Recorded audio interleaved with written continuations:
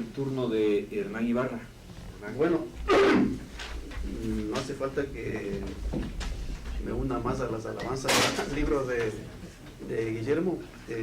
Creo que cuando apareció el libro le dije a Guillermo que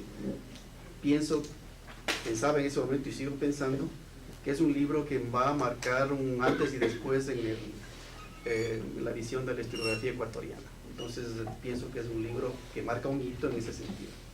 Ahora, un libro como el de Guillermo debe ser valorado por los problemas, las preguntas y también los argumentos que expone.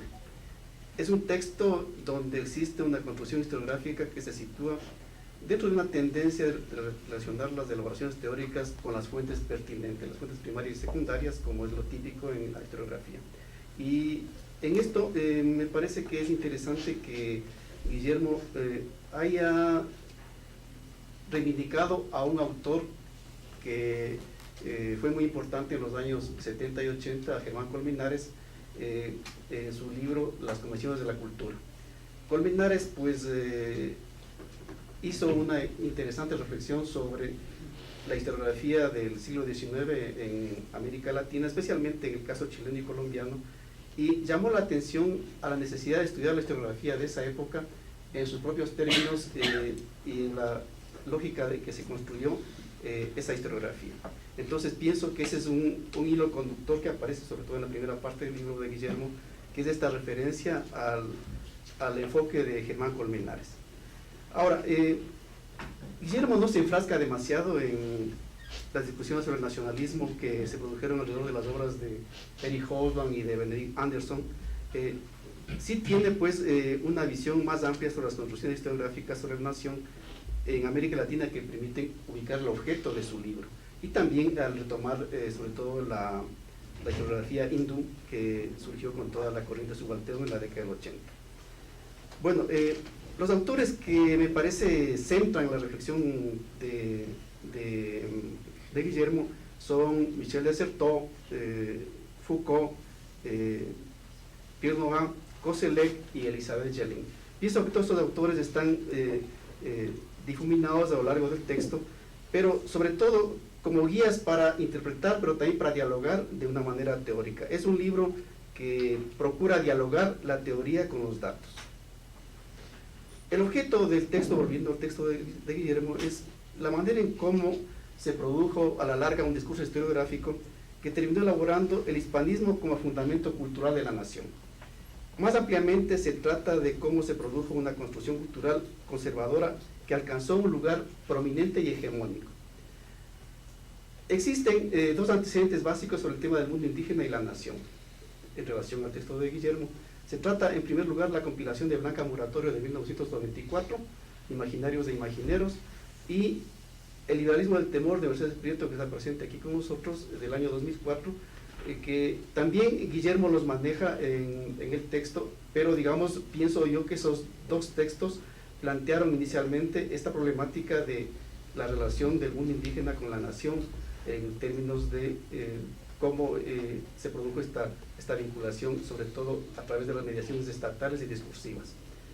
Las consideraciones que hace Guillermo sobre Pedro Fermín Ceballos y González Suárez son muy reveladoras de cómo se fueron construyendo metarrelatos sobre la nación. Me parece que sobre todo al tomar a Pedro Fermín Ceballos está tratando de encontrar ahí una de las vertientes del liberalismo interpretativo de la historiografía. El tema que me parece más consistente a lo largo del libro es la gestación del hispanismo como una concepción que permitió articular la historia ecuatoriana.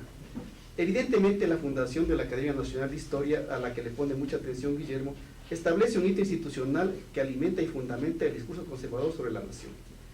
La fundación de la Academia Nacional de Historia plantea la formación de un campo historiográfico como plantea Guillermo. Es muy interesante como está expuesta y creo que esa es una parte que me ha gustado mucho del libro, la coyuntura de 1934. Una coyuntura donde el hispanismo dominante se vio confrontado con la memoria de la muerte de Atahualpa y la irrupción de la cuestión social. Todo esto, digamos, nos hace ver evidentemente que esa coyuntura es la que produjo una confrontación del discurso dominante hispanista con otros discursos y otras prácticas sociales que estaban emergiendo en la década del 20 y del 30. Es muy sugerente la manera como Guillermo plantea el asunto del archivo colonial, cómo el archivo colonial ha estructurado la historia ecuatoriana o la historiografía ecuatoriana y ha proyectado hacia el futuro, desde esa concepción de archivo colonial, la manera de acercarse al documento y a la construcción final del discurso historiográfico.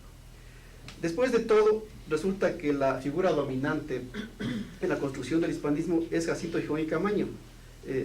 Guillermo ofrece una exploración sugerente sobre el personaje que combina la figura del intelectual y el político, y me parece que encuentro una especie de demolición amigable del personaje. Es decir, el personaje empieza a ser visto en sus diversos ángulos, pero es como que Guillermo tiene una papa caliente con la cual está trabajando y trata de encontrar la manera de no llegar a la geografía del personaje, pero sí tratar de encontrar sus méritos y virtudes, pero buscando yo en estas discusiones del pasado sobre las élites terratenientes, me viene siempre a la mente un importante texto que no se suele mencionar mucho y se suele olvidar, un texto de Carlos Darcos de la década del 80, que se llama Los terratenientes y el espíritu del progreso. Ese texto es muy importante y lamento que Guillermo no lo haya citado ni mencionado, ni lo haya trabajado. Ese texto de Carlos Darcos planteó la manera en cómo la élite terrateniente en los años 20 y 30 construyó una imagen del progreso en la que el indio era un obstáculo para el progreso, y se formó así una idea de ética del trabajo que era la que podía terminar con esa pereza y esos vicios de los indígenas que eran percibidos por las élites terratenientes a través de un gremio que fue muy importante en esa época, la Sociedad Nacional de Agricultura. Entonces, ese es un punto que es complementario a lo que ha planteado Carlos, es decir, de otros discursos, otras prácticas, otras estructuras organizativas, en este caso estructuras corporativas no tanto ligadas a corporativismos católicos, sino a corporativismos más gramscianos, digamos, ¿no? Gremios que están en la sociedad civil y están emergiendo para plantear incluso una captura del Estado. Entonces, me parece que entonces este tema de Gijón y Camaño queda abierto a una mayor exploración, tomando en cuenta que Gijón y Camaño era un Juncker, digamos, y en este sentido también necesitamos entender el tema Juncker otra vez guiándonos por Gramsci. Gramsci nos plantea efectivamente que hay un modelo de intelectual que está conectada al Juncker alemán y a los Junkers, bueno, no Junkers, a los modernizadores japoneses.